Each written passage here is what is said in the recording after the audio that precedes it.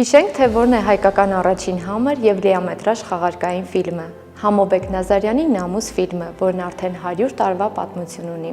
Հայկական համր ֆիլմը ձևավորվել է 20-րդ դարի սկզբին, որպես արվեստի նոր լեզու, որը մարդկանց հետ հաղորդակցվելու հնարավորություն էր լռության, պատկերների և հույզերի լեզվով։ «Նամուս» ֆիլմի պրեմիերան տեղի ունեցավ Երևանի Նաիրի թատրոնում, հետագայում այն ցուցադրվեց արտերկրում մեծ ուշադրության արժանանալով։ Սցենարի հեղինակ և բեմադրող ռեժիսոր Համո Բեկնազարյանի այս ֆիլմը դարձավ հայկական կինոյի մեկնարկային կետը։ 66 րոպե տևող այս ֆիլմը նկարահանվեց սև-սպիտակ և համր ձևաչափով։ Այն ռեալիստ գրող Ալեքսանդր Շիրվանզադեի 1885 թվականին գրված վեպի էկրանավորումն է։ Ինչպես վեպի, այնպես էլ ֆիլմի թեմատիկ առանցքում կովկասյան ընտանիքներում տիրող նահապետական բարքերի քննադատությունն է։